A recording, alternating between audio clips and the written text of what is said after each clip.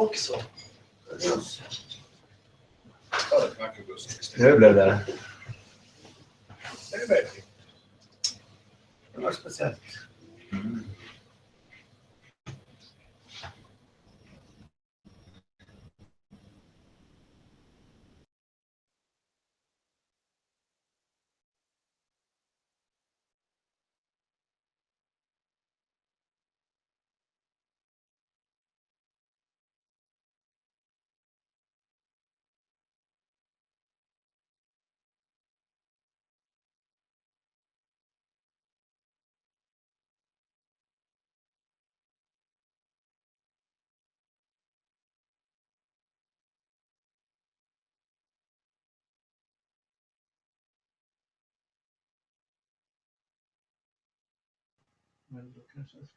Okay, Sven, let's kick it.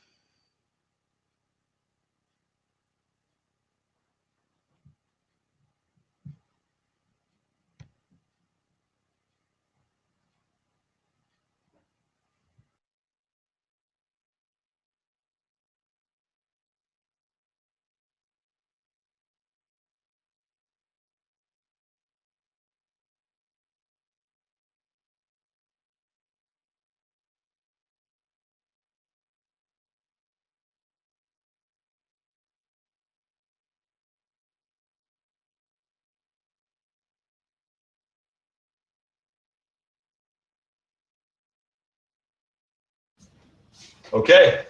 Hello, everyone. You see us?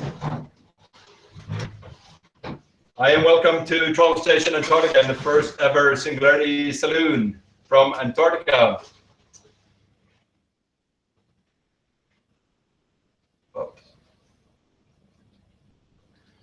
And hello, tonight Antarctica. you'll hear myself and Peter Diamandis and Ramez Naam. Okay. Hello, everyone. Hello. You see us? Do you see us? Do you see the slides? I am welcome to Troll Station Antarctica and the first ever Singularity Saloon from Antarctica. I am welcome to Troll Station Antarctica and the first ever Singularity Saloon from Antarctica. Some technical issues. We're not seeing your slides yet, Sven. You're not? No, it's only the screen second. share. Okay. You see the... Oh. This is not going that well, eh?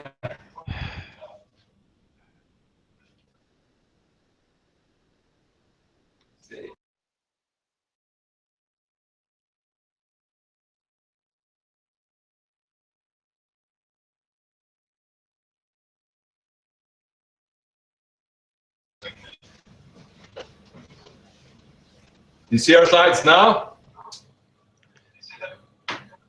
We don't No, see not your yet. slides. We see your screen, but no slides.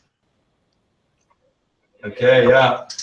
Do you see them now? Yes. Yes.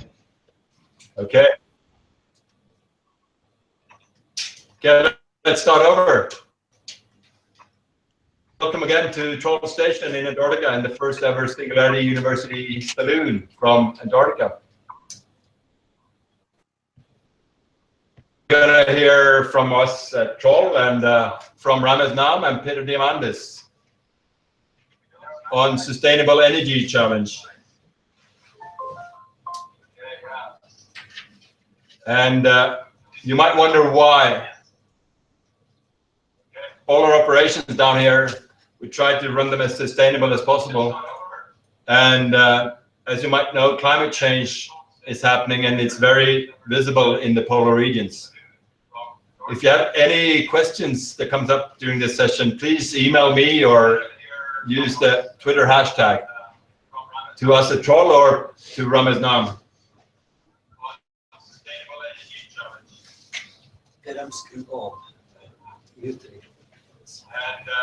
And you might wonder why. Can you mute the mic, Ramez, or because we have your voices coming on here again, or our voices coming back at us. I am muted.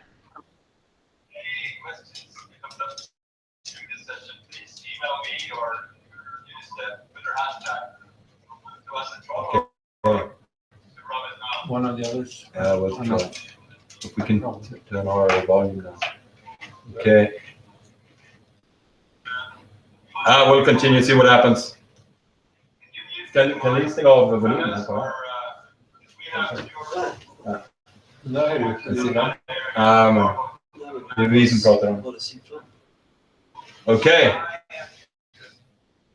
This troll station, it's in Antarctica. It's about at 72 south and 2 degrees east. It's about 6 hours flight time from Cape Town. And this is Cape of Good Hope. You see down here in the picture.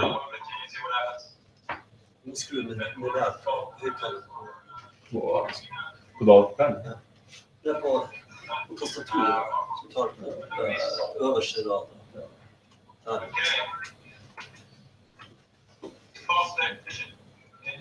Är det mutan? In Antarctica, it's about 72 south and 2 degrees east. It's about 6 hours flight time from Cape Town. This is Cape of Good Hope. You see down here in the picture. Okay.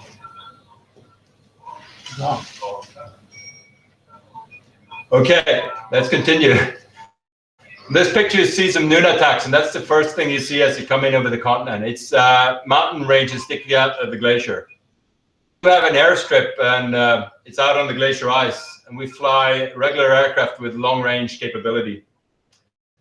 And this is Troll Station, as you can see from above. We're about 20 people on station now. This is our Christmas card we sent out earlier.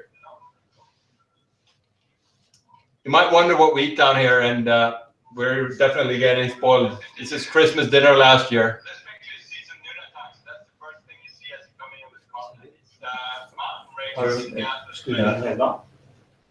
Celebrating Christmas.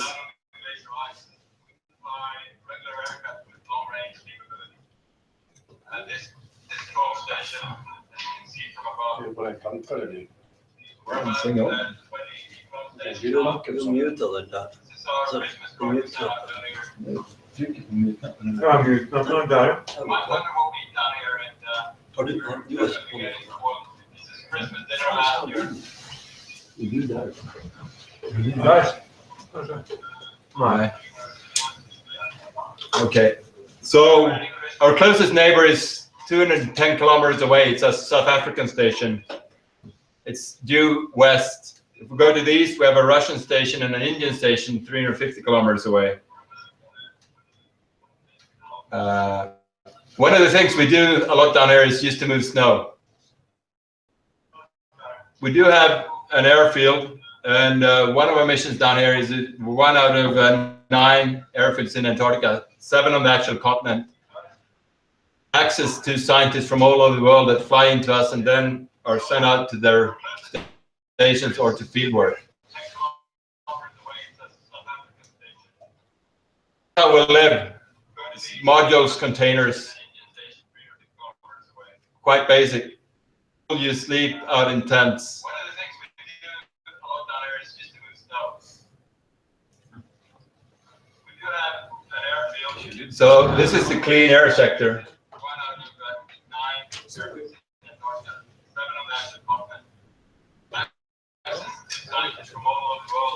The air down here is extremely clean. Okay. There are weather stations here as well.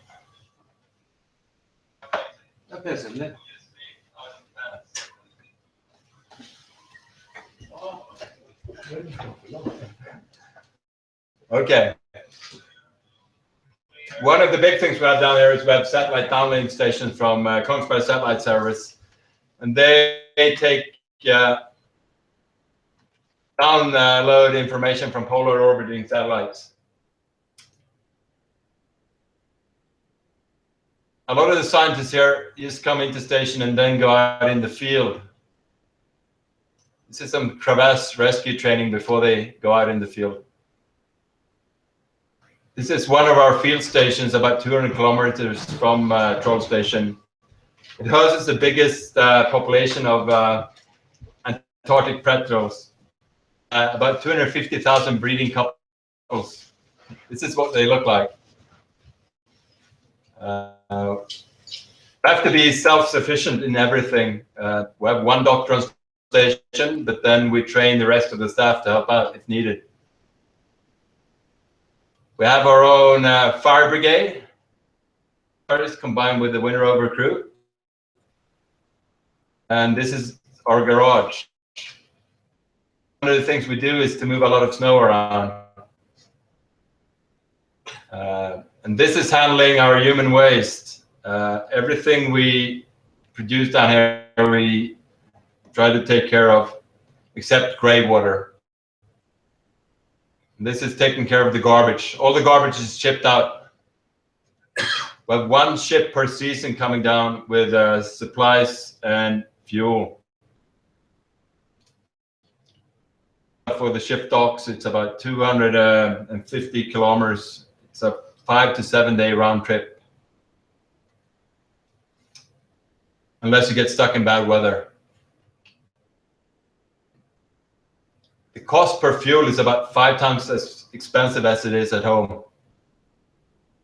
That's why we're very interested in using renewable energy sources as solar panels. We put up a trial session or test panel for that. The problem we face with solar panels is it's dark several months a year, so we have to use fuel. Water, you might not know, but Antarctica consists of 98–99% snow and ice, but it's still considered a desert. It's extremely dry down here.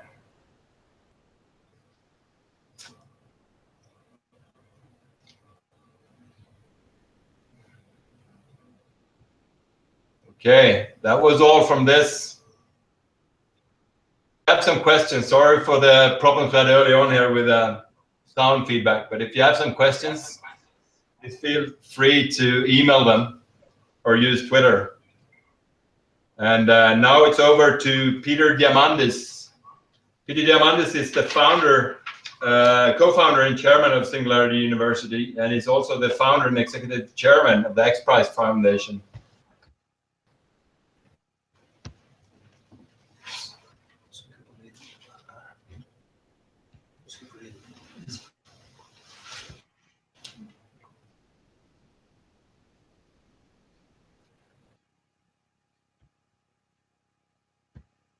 Hey everybody, it's Peter Diamandis. First of all, a hello and a warm hello to Sven and to Hans, and thank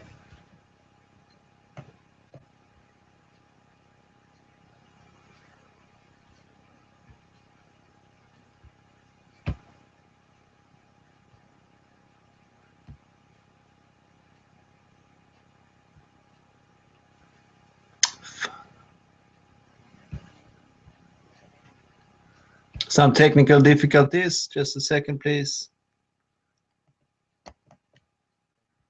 Here we go.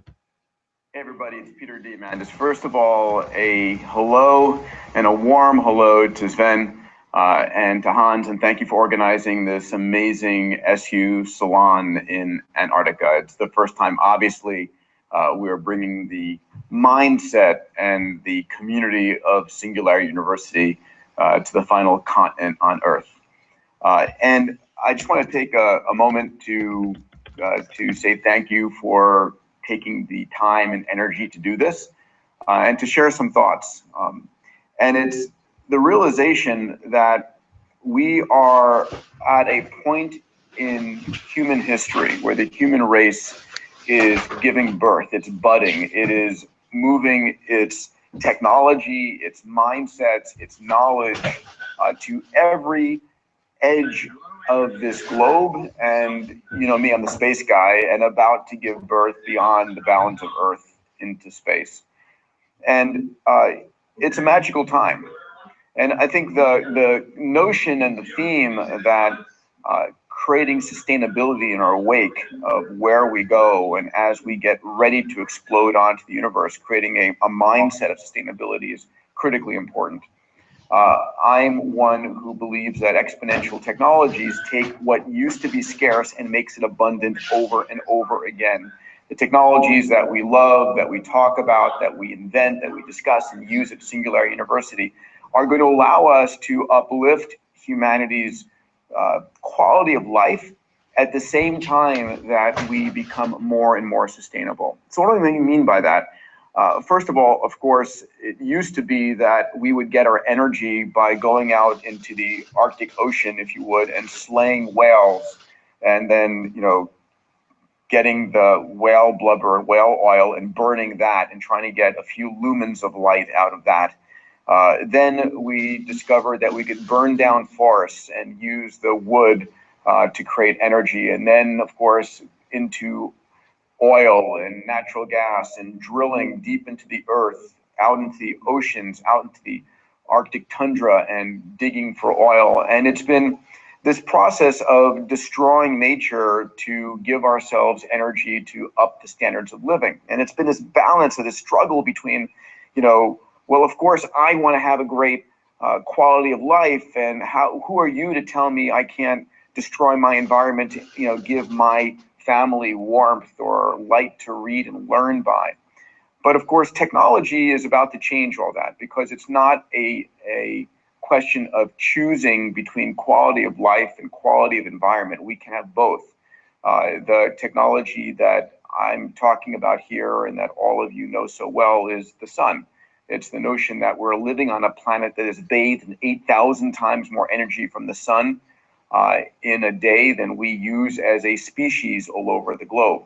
The thing that's amazing, of course, is that, not necessarily Antarctica 6 months of the year, but in the rest of the world, the poorest parts of the planet are the sunniest parts of the planet. And there's this chance to truly demonetize and democratize access to energy. At the same time, we need, for solar, we need the invention of batteries. And battery technologies are about to, I think, enter a golden age. And what's driving us to be able to create better batteries are actually computational power. We have AI and machine learning giving us what we call the materials genome. The notion that machine learning can start to understand, okay, if this material and this material creates this kind of anode and cathode, this kind of battery, then they can create sort of adjacency predictions and help us predict which battery chemistries will work best. We also have, I believe, we're about to give birth to the age of quantum supremacy, where quantum computing is going to allow us to predict better superconductors and material sciences and battery technologies more than ever before. So one approach, of course, is it's going to be new materials, new material combinations that will give us the batteries, allow us to create the energy cycle between night and day. The other, of course, is what Elon has done with the Gigafactory.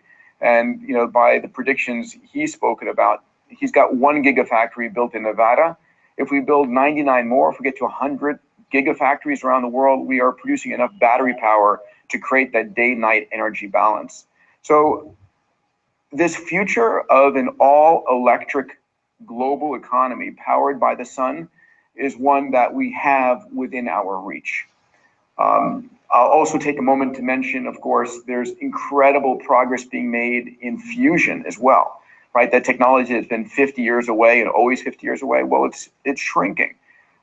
It's incredible to know that there are at least 4 or 5 privately funded fusion companies that are making progress, again, driven by better simulation software, AI, computational power. So we are heading towards a world of abundant energy.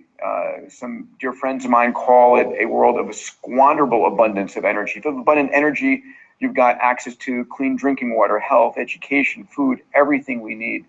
So as we are celebrating this SU gathering in the last continent on planet Earth and talking about sustainability of energy, I want to point out that as a species, that's what we do. We move from a small niche originally on the plains of Africa to occupy every niche on this planet. And we're about to give birth to an element of civilization. I think of it as the transformation of humanity into a new species as we move off the planet to the moon, to the asteroids, to Mars. I've got to work in the space angle here, sorry. But it's an exciting time to be alive. So as you speak to friends and family about the value of technology for creating health, education, water, food, energy, all of these areas, remember that not only does it do that, not only does it uplift every single person on the planet, where literally, a kid in the middle, where my cell phone's over there, a kid in the middle of Africa on a smartphone has the same access to knowledge and information than the presidents of nations have on Google or Baidu. That same technology is also going to allow us to create an economy which is truly sustainable. Even the process by which we create our food is going to transform, where we're not using a third of the non-ice landmass to grow our livestock. We're going to soon be able to create the perfect foods in a petri dish and grow it at scale, where it tastes great, it's better for you, and it doesn't impact the environment from a land use, water use, methane production standpoint.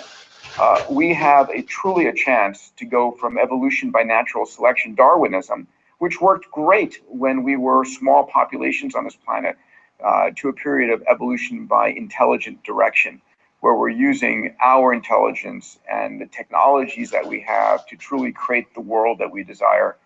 Excited. I wish so much I could be there with you. Antarctica is definitely on my list. Not a bucket list. I'm shooting for a multi-100-year lifespan, but on my list of things I'd love to do. A pleasure to be with you all. Talk to you soon.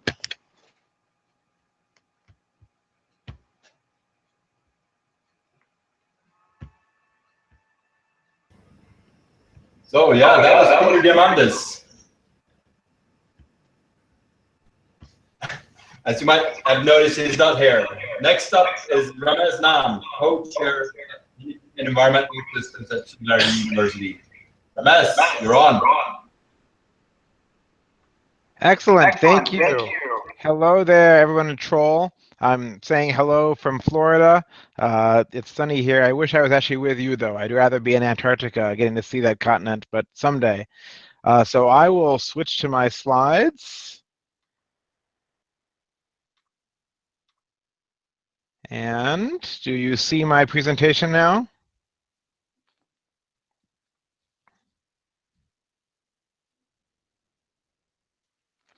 Okay, so I'm Ramez Naam, and I'm going to talk about reasons that I'm optimistic about the planet and the challenge of sustainable energy. I'll talk about it broadly for the globe, and I'll talk about it a couple ways specific to Antarctica. I'm the co-chair for Energy and Environment at Singularity University, where we think about how do we improve the lives of 1 billion people in areas such as energy, water, environment, food, and more, and poverty, a big thing that energy impacts. I'm also the author of several books. I'm known as a science fiction author for my Nexus books, but I also wrote this book, The Infinite Resource, The Power of Ideas on a Finite Planet, really about the challenge of climate, food, water, land, oceans, and how to innovate to overcome them, particularly in the area of energy.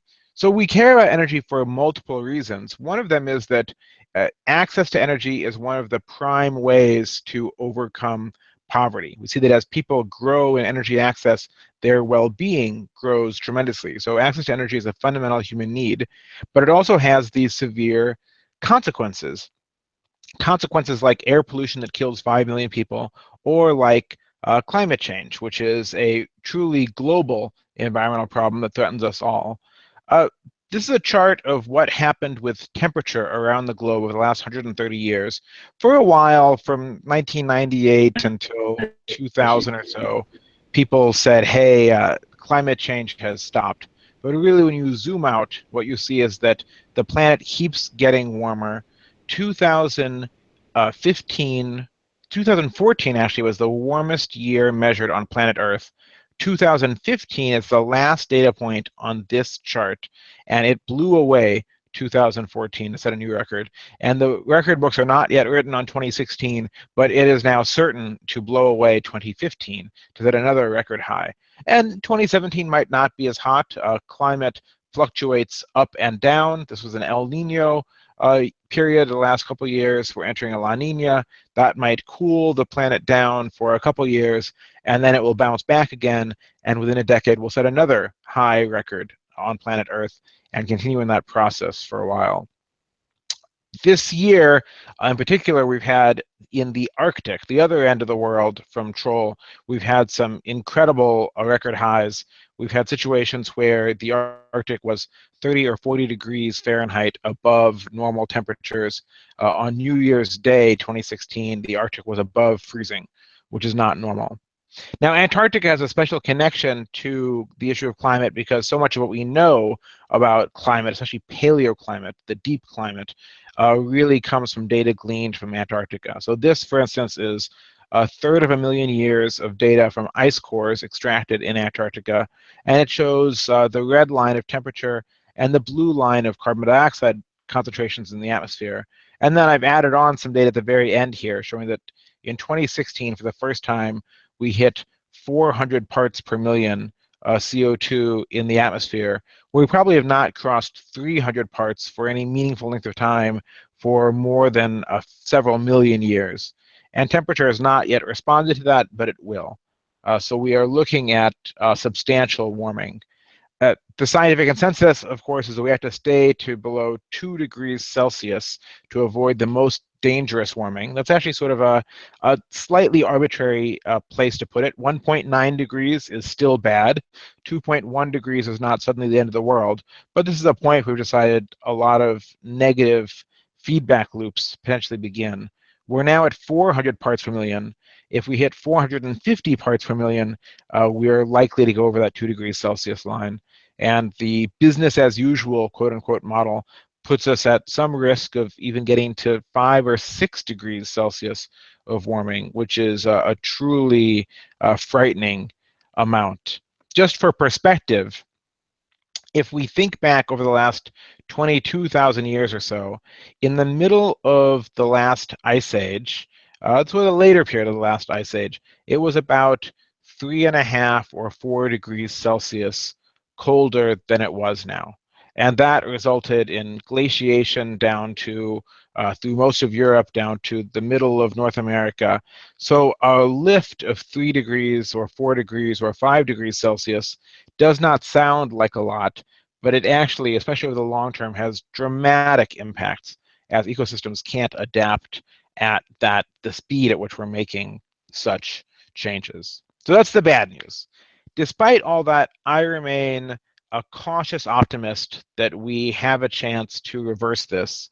And I draw that optimism for 2 reasons. One is that we have a record of reversing other environmental challenges. There's many air pollution and smog, acid rain, lead in gasoline. This slide is a picture of the ozone layer. And you might remember the ozone hole that we talked about in the 1980s. And the red here shows severe thinning. And of course, there's thinning on the other side of the globe, in Antarctica, where you are as well. And in that time, we decided to take action, and the action was heavily opposed. We knew that it was chlorofluorocarbons like Freon that got into the stratosphere and destroyed atmospheric ozone.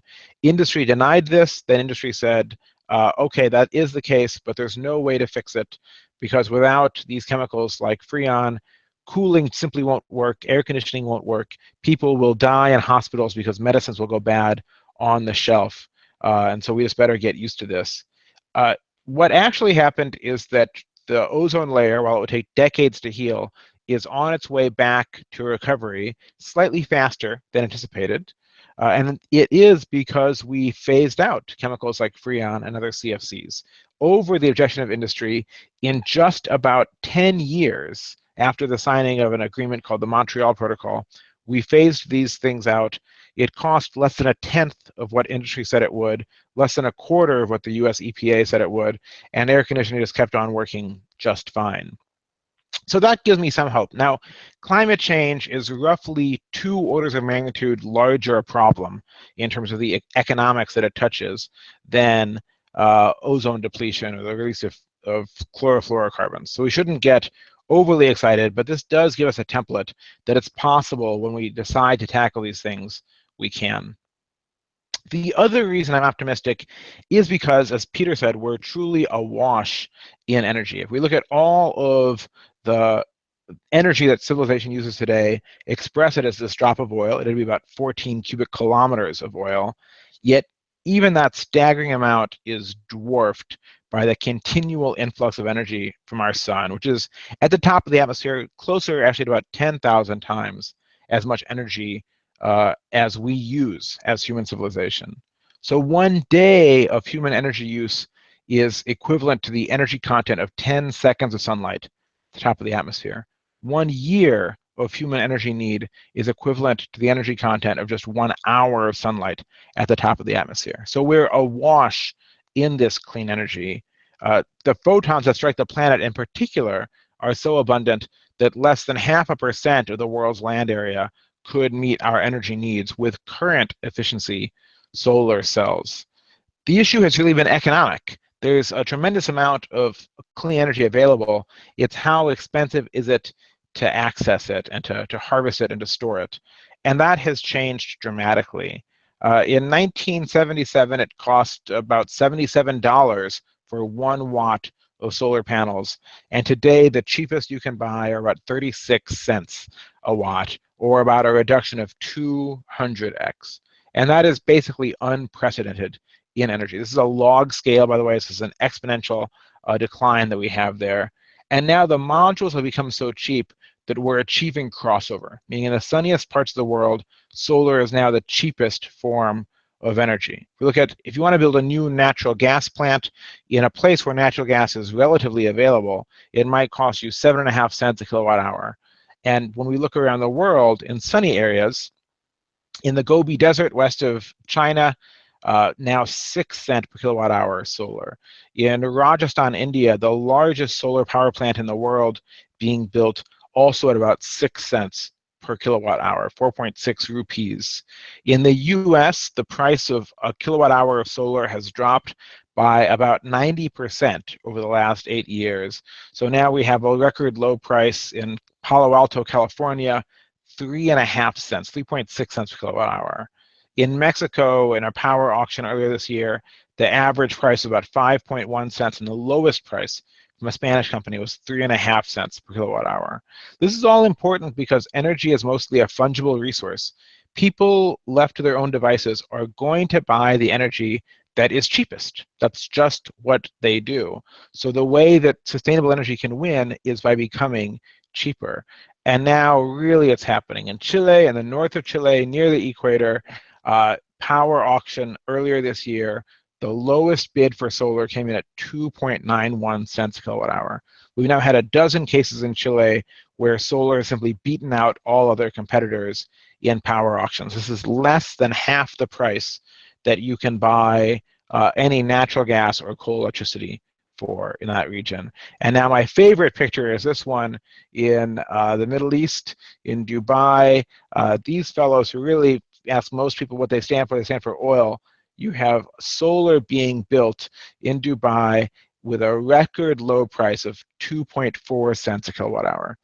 And this is not just the cheapest price of a solar contract anywhere. This is the cheapest price ever signed for a long-term contract for electricity anywhere on planet Earth, anytime in history, using any technology. So this is a very, very sunny place, but again, in those sunny areas, the price has plunged enormously. Now, that zone will spread. In the US, of course, it's starting in the Southwest. In the Middle East, you can see how sunny it is. Large parts of South America are incredibly sunny. Australia is very sunny.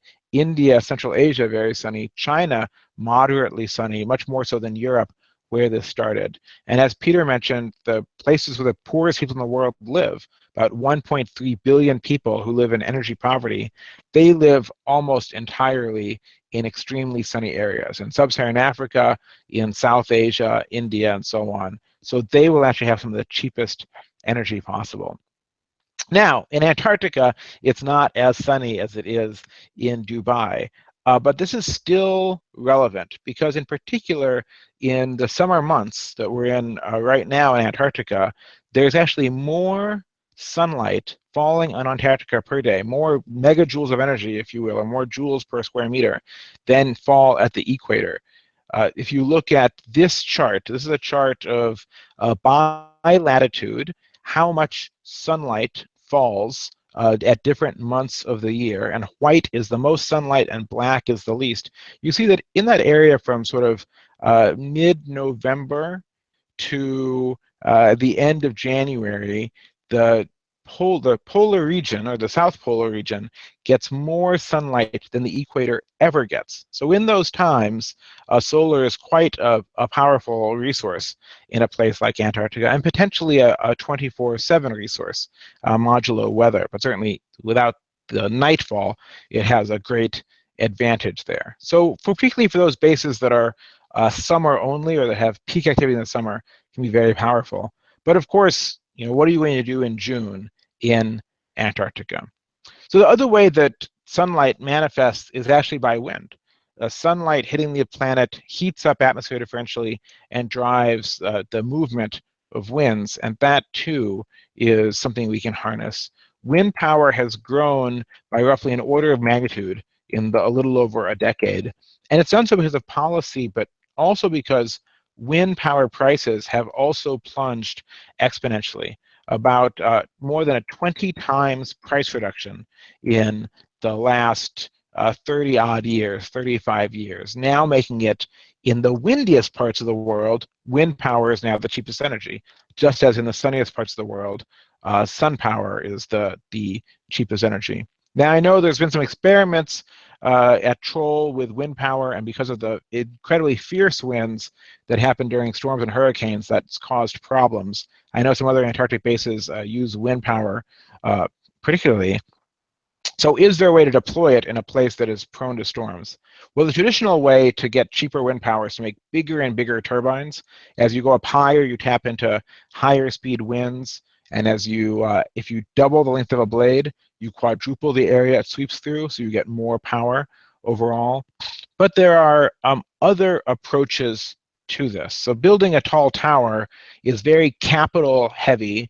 You have to have a great foundation for this. You have to have a lot of steel and so on. Transport is a problem. But there are now companies that are experimenting with other ways to get power high up. This is a drone. It's a drone blimp from a company called Alteros, and it's being deployed in Alaska. It's a relatively small one. This is a 50 kilowatt generator, not huge. But it has some advantages because it can go up to several hundred meters up and tap into wind power there. So in a way, it's you have the blimp itself as replacing the infrastructure of a tower, and then it transmits that power back via cable. But the other advantage is that in the case of an oncoming storm, this device can actually be completely lowered, deflated, and put away, and no longer be a hazard in the case of wind speeds that are too high for it, or if there's weather conditions otherwise that don't make good for it. Well, this is also a drone. This is a completely robotic aircraft. It's from a company called Makani. This thing tilts upwards, takes off under computer control, and flies around up in the air as much as a kilometer up, acting as a large-scale wind turbine, and then under computer operation, again with no humans, flies back down and settles down if it needs to because wind speeds are too high. And Makani was purchased by Google X, now Alphabet, with the aim of commercializing this technology. And again, sort of in a way, software is eating the world. It's eating infrastructure here. Instead of building a kilometer-tall tower, which we could never afford, we are using computer control to keep this drone aloft and generate wind power. And that gives it, again, the advantage of being able to come down in the case of inclement weather. Now, as Peter mentioned, energy storage is the other big frontier. And this, too, is an area where we have an exponential. Some of you might have seen Elon Musk's announcement about a year ago, the Tesla Powerwall. And the interesting thing here is it was no scientific or technical breakthrough of Tesla's that enabled this. In fact, the Tesla Powerwall isn't even really a Tesla product. It's really a Panasonic battery wrapped in Tesla branding, if you will. But the reason it became possible is because of this. This is the price trend of solar on the top and of batteries on the bottom. And basically, batteries have plunged in price at the same scale as solar. We express this formally as a learning curve, which is that every doubling of the production volume of a technology leads to a certain percent reduction in cost. Solar panels get 24% cheaper per doubling, or have historically, and lithium-ion batteries get about 22% cheaper per doubling. But they are much more expensive than solar right now. So they're on this path to go through an incredible price plunge, as solar did over the last 15 or 20 years. And I think that's very good news for the world. Now, if you take these trends seriously, you project them out, you come to this crazy conclusion, which is that we might be headed for an era of cheaper energy. And that's really odd to think about, because we've always assumed that clean energy, sustainable energy, meant that it would be more expensive, and we'd be willing to pay the price for that for the environmental benefits. But typically, I mean, fuel prices just fluctuate. They go up and down, but the cost of technology only goes in one direction. Technology only gets cheaper. So we're coupling the cost of energy to the ever-declining cost of technology. And now even very conservative organizations are starting to see that. So the IEA, the International Energy Agency, are the world's experts on energy, and they're not what we'd call an exponential organization. If we look at how have they thought solar would go, here's how the IEA projected solar would grow. At the bottom of this chart, you have their 2002 prediction of solar growth and their World Energy Outlook, WEO. And they saw solar growing quite rapidly, but solar actually grew dramatically more rapidly than they thought. So in 2004, they upped it to the very light blue line. And then in 2006, they said, oh, we're still wrong, we'll up it again. And then in 2008, they said, oh, we're still wrong, we'll up it again. And so on and so on and so forth. And not once has the IEA ever been overly optimistic on solar, and every single time over the last 15 years, their forecasts have been too low. And in fact, if we play that out, the same thing keeps happening. But even the IEA now says solar will be the largest source of electricity by mid-century, and it will be unbeatable in price. That's one organization. Another that I love is AllianceBernstein is a private equity firm. They're rampant capitalists. Their job simply is to make money. They sent out a memo to their clients 2 years ago now saying, welcome to the Terror Dome. And what they have in this chart is across the bottom are the prices of coal, oil, and liquefied natural gas. And then and this is like a very long-term chart. This is a 65-year chart. And across the right, that gray line looks like somebody's kid scrawled a crayon or something, right? But they didn't. That's actually, when you zoom out, that's the price trend of solar plunging down. And it's not just solar. Here's the price of wind plunging down over that time, and here's the price of batteries plunging down over that time. So these are all exponential technologies. As they scale, they get cheaper, and that's profoundly disruptive to existing energy. Now, all of that's about electricity, so I just want to come to that other way that we use energy. So about a third of the world's carbon emissions really come from the use of oil to transport ourselves. But I think that era might be coming to an end. Sheikh Yamani was the Saudi oil minister during the oil crisis of the 1970s, and I love this quote of his. The Stone Age didn't end for a lack of stone, right? It ended because humanity invented better tools. We invented bronze tools that were better than stone. And the oil age will end long before the world runs out of oil. He's warning his fellow sheikhs that the world is going to invent a replacement for oil. And we are starting to. And electric vehicles, I was not an optimist on them 2 or 3 years ago, but I am now. I've been convinced. And that's a heck of a thing to say, because they are still 0.1% of all vehicles on the road. They are a rounding error. They are minuscule in their impact. But their growth rate is 60% per year. Their doubling time is every 18 months. And that's what wins in the long run. Especially now that we're on the verge of truly mass market, long-range electric vehicles. The Tesla Model 3 is a car with the same price as a Toyota Camry, 200-mile range, self-driving features, accelerates faster than a Porsche or a Lamborghini, and that's a car that we will see have mass consumer appeal. And in fact, if you look at energy forecasters, the EIA, the U.S. equivalent of the IEA, tried to forecast how many vehicles would there be in the U.S. that have a 200-mile range that are electric. That's the red line at the bottom. And if you can't read that, I don't blame you because it's tiny.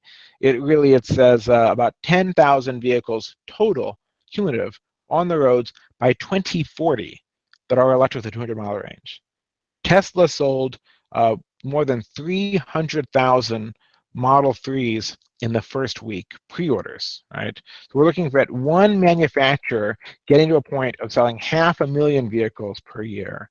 So the innovators are really far outpacing the forecasters in this sector. And there's a virtuous cycle, because as we grow the scale of electric vehicles, they will get cheaper. Batteries in particular will get cheaper as they scale. And that, as they get cheaper, will sell more. As we sell more, we'll scale the batteries. That will drive them down in price, and so on. And in the long run, we have every reason to believe that electric vehicles will actually be far cheaper than internal combustion vehicles, because this is the entire drivetrain of an electric vehicle.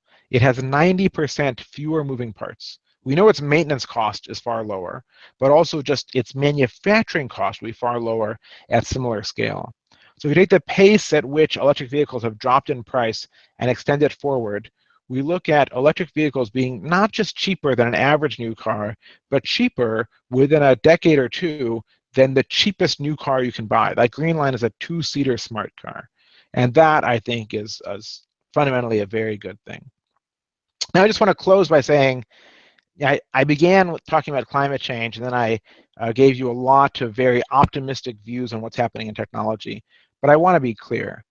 We are not out of the woods. This is a race. And right now, we are not on path to stay below 2 degrees Celsius. It's a race between how fast we are using up resources and emitting carbon into the atmosphere versus how fast we're innovating and then deploying those innovations. And it's not at all clear that we are winning. If we take the Paris commitments that nations made, and they are just commitments on paper, as we followed through on, the commitments of the 4 big powers out to 2030 are very nice. They're great, actually, but they still leave us in a situation where we have to turn that slope of decarbonization to be even faster after 2030, and where there's no room for anyone in sub-Saharan Africa, for Australia, for Japan, for Pakistan, for Indonesia, so for all of Latin America. So we have still a disconnect between what we believe politically we can do and what we actually need to do. Despite that, I am an optimist. And I'm an optimist perhaps for this reason more than any other. I went to the University of Illinois, Urbana-Champaign. This is ILIAC, one of the first digital computers in the world built there. And the device on the left, a modern smartphone, has billions of times more computing power than ILIAC, despite the fact that ILIAC took up an area maybe not the size of all of Troll Station, but like the largest building in that picture of Troll Station. And it used megawatts of power. The device on the left weighs tens of grams and uses milliwatts of power. If you tried to build something with as much power as a modern smartphone using ILIAC technology, it would have a footprint larger than Manhattan, be several kilometers tall, and would use more electricity than the entire state of California. And it still couldn't Snapchat or play Angry Birds. So how can this possibly be? To me, the only way to explain that a device that is so much smaller and uses so much less energy can do so much more is that the smartphone is not actually made of matter, not primarily. It's actually made of accumulated ideas, of accumulated scientific discoveries, engineering discoveries, design discoveries, software discoveries. And that knowledge, that information, has a very different economics than physical resources, because you can never destroy or chip or wear out a piece of information. I can give you my phone and I no longer have it, but if I give you the information of how to make a phone, I still have it. It's very non-zero. It's the one natural resource that continually accumulates and grows over time. Ideas are the one resource we always have more of than we used to, and the right idea can multiply the effectiveness of any resource reduce the need for any resource or substitute for any scarce resource. So that is why I have hope that we might still turn the corner on this race. So thank you, and now I will take some questions, or we'll have some dialogue, I believe.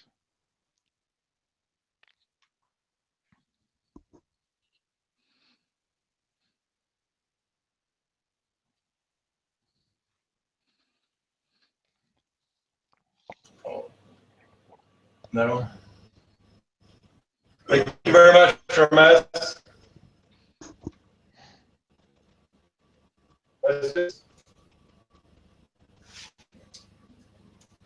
Jag känner mycket mitt öra.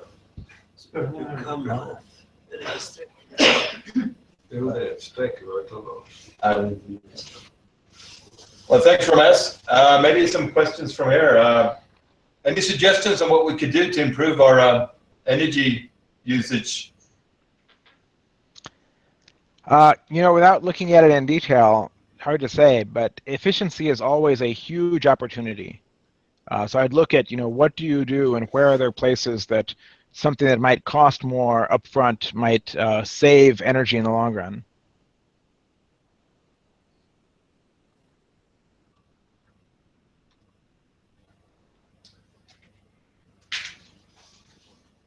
Any other questions here?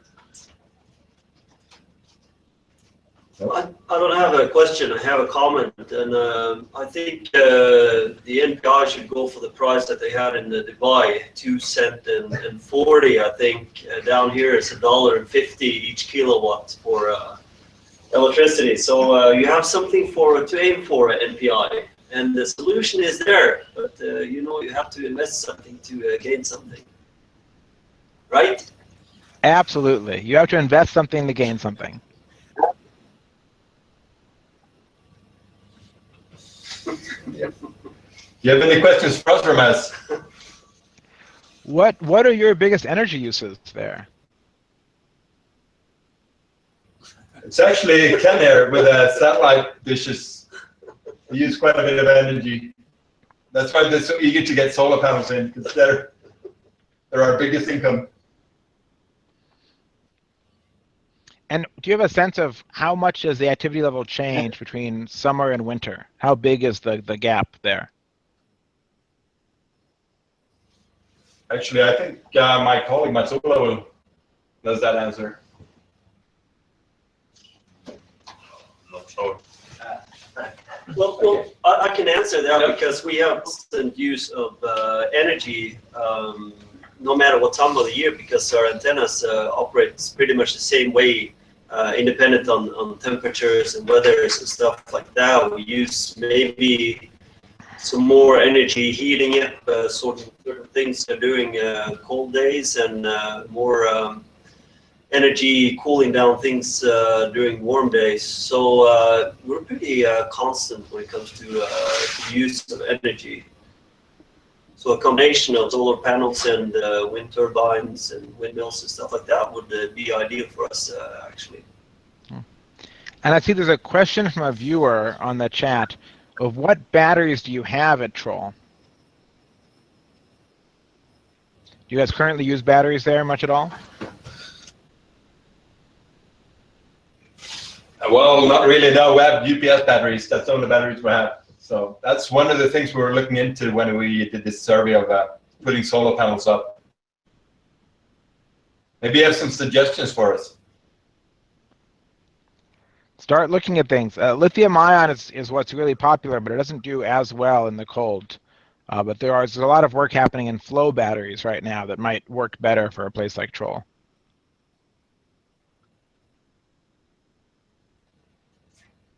Yeah, that's the information we had in our pre-survey as well, that storage would be a problem for us due to the cold and the current technology working in cold environments.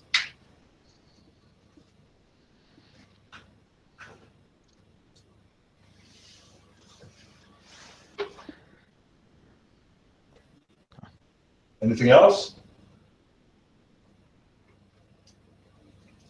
Maybe it's time to round up then. Okay. No more questions from any. Pleasure talking to you. Yeah, thanks a lot, Ramez. Last chance, questions? Everybody's too shy to talk to you, Ramez. Another day. Thank you so much for being with us here. Thank you Although we for have all these technical issues to remind us that we're in the end of the world. thank you for the information about Troll and Antarctica. I hope I get to visit someday.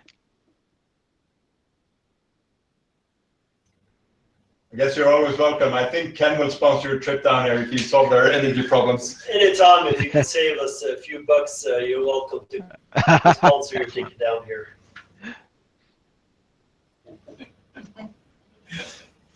Oh, actually, we do have one more question here. If you were cut off, how long would you survive at Troll? I think we can ask our manager that. So I don't really know what it will be. Getting cold rather quick. So maybe some days we have to close up. Yes, a couple of days, but keep in mind that we have 6 people wintering here, so they're down for 13 months. So when we leave in March, they have to fix everything that happens. So they have enough supplies and fuel and so to stay at least 7 months.